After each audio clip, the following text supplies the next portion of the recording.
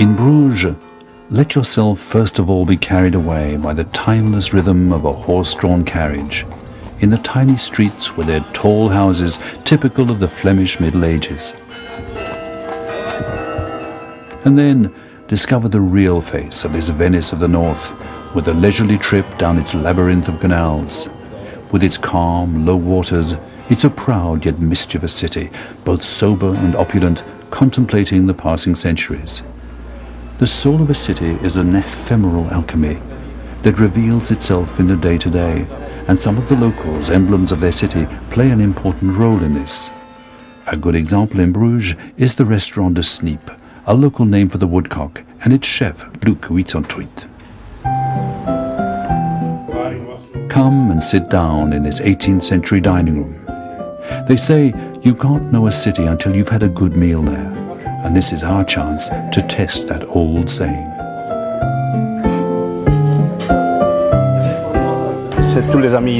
They're all friends here, except during working hours, because then we have work to do. Let's go, gentlemen. With a solid serenity that is far from ostentatious, Luc Huysentruit elaborates his subtle cuisine that is deeply rooted in Flemish culinary tradition, yet conscious of contemporary cuisine.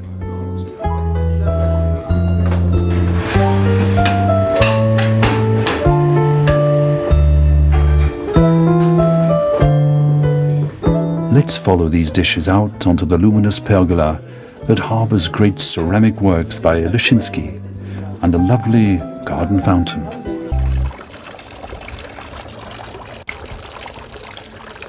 The decor here is simple, straightforward, just like my cooking, because I think I have a simple personality. I like simple and straightforward things, and I don't like complicating my recipes or the way I live.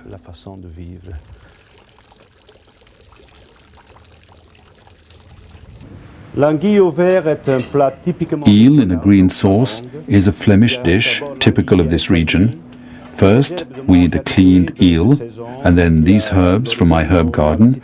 There's oregano, citronella, sage, mint, thyme, bay leaves, parsley, tarragon, wild chervil, chives, and basil. And we'll use some spinach as well. We'll be using some fresh butter, and then some shallots, some double cream, lemon, white wine, water, salt, and pepper. So I've filleted the eel, I've removed the spine, and now I cut it into fairly large pieces. You'll need about 10 pieces per person. And I'll lightly fry it with a little butter in a pan. And I add the diced shallots, there. And now I add the eel, and I let it fry for a few seconds. And I season it with a little ground pepper and some salt.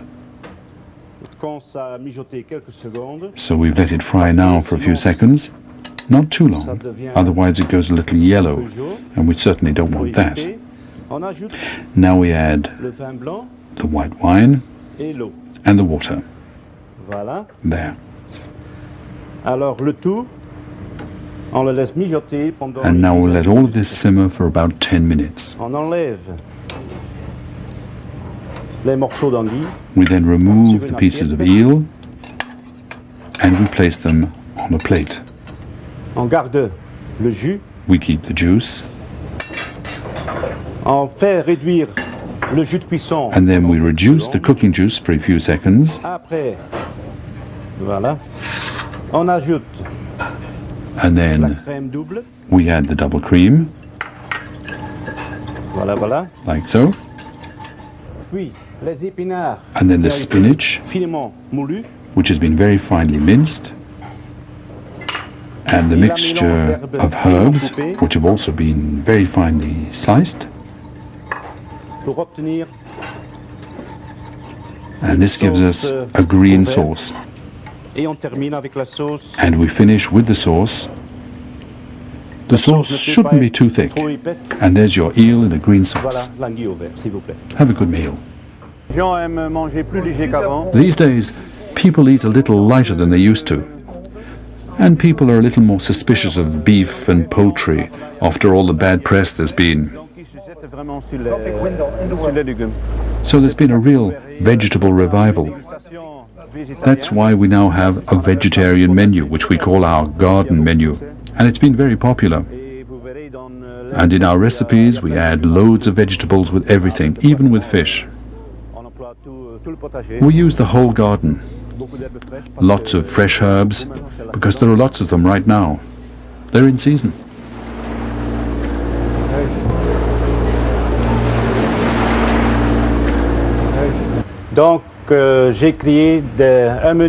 So I've made up a menu called the garden menu. And here I have celery, asparagus, potatoes, another type of potato called the Chinese truffle, some summer truffles, some sea fennel and seasonings, walnut oil, salt and pepper, and a little cream for the celery puree. The celery puree will be warmed and thinned with cream to serve as a sauce base for the recipe.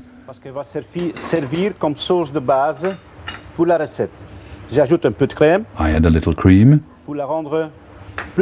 to make it more liquid, and I place it on a low heat.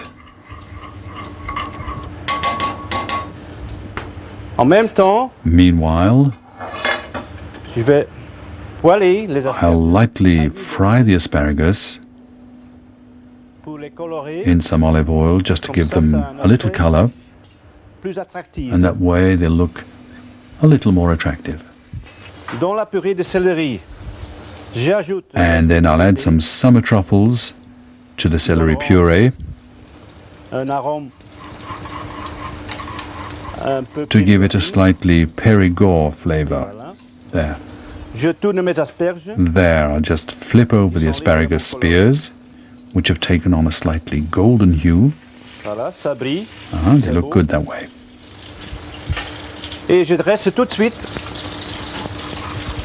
And I'll dress the plate right away. In the middle, I put a small bed of celery puree with truffles.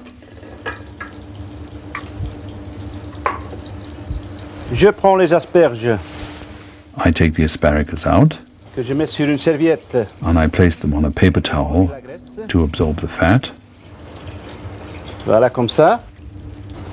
Like so. And as a garnish, I finely shredded the Chinese truffle potatoes, which I place decoratively on the asparagus. And I surround the whole arrangement with some saltwort or sea fennel, whatever you like to call it. And there's a garden recipe, easy to make, but classy. Bon appétit.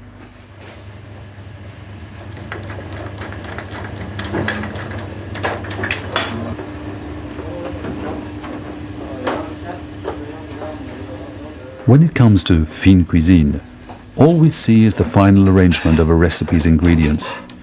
But it isn't that hard to imagine the effort that goes into a recipe, designing it, preparing it, not to mention finding top quality products. And that's a part of the job that requires a lot of hard work and perseverance. Cooking is one of my favorite things. It's a hobby, it's a job, but it's also a passion. You have to enjoy it, otherwise find another line of work. Come on, gentlemen, let's go.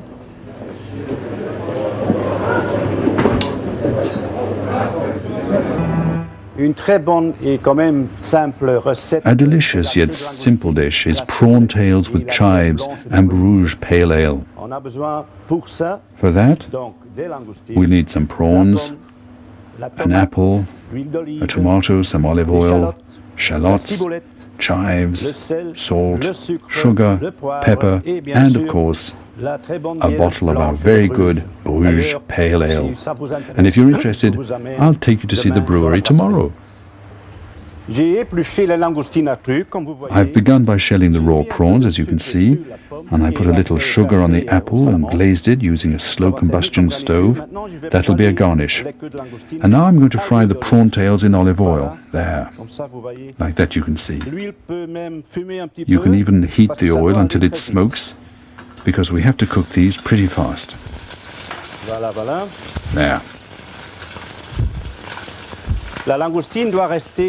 Prawns have to remain saignant, or bloody as we say, in the middle. Never overcook them, because otherwise they dry out. When they're lightly browned, you see they cook very quickly. I take the prawns off the heat, I dry them, like so.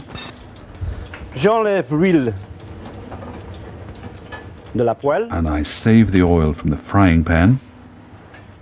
We never throw anything away. So I take my shallots, our famous beer, the other garnishes, the chives and the tomato, and I finish the sauce with some fresh butter. There. And I season.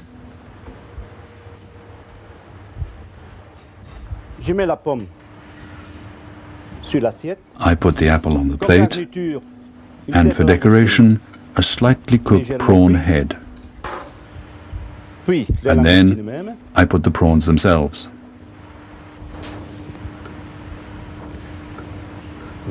There. And the slightly thickened sauce. Don't put too much sauce on, it can't be too thick. This is a fairly light dish. There you are.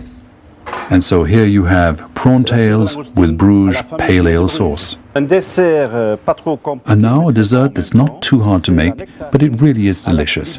It's a nectarine with an almond cookie and a drop of Belgian gin, what we call the kernel.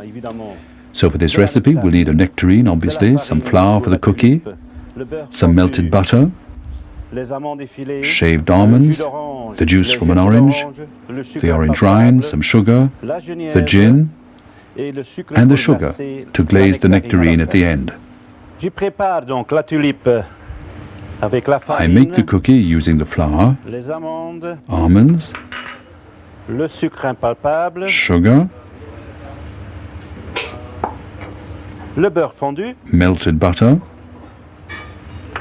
the orange juice, and the orange rind. I mix everything together. I add the rest of the sugar. And this way we get a nice dough. So we'll make the cookies straight away.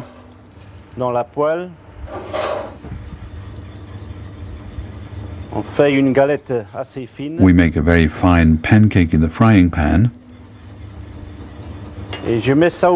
And this goes into the oven for about 10 minutes.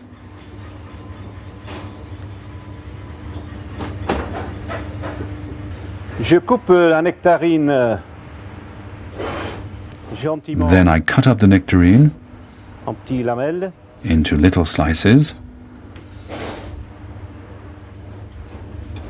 And I arrange it like this, in Indian style, as we say. And then I take the sugar and I sprinkle it around evenly like this, so there's not too much on any one particular spot. Then it goes into the oven for 5 minutes. And now we'll arrange our glazed nectarines very prettily. We use a deep dish. Why do we need a deep dish? Because we can add a little more gin. It's that easy. Voilà. La tulipe que j'ai sortie du four. And here's the cookie just out of the oven. I shape it a little and I put it in the middle. Ici, je mets un sorbet au citron. And here I'm using a lemon sorbet, but you could just as easily use a vanilla or mango ice cream. Et j'arrose la pêche And I cover the nectarine avec la genièvre belge. with Belgian gin.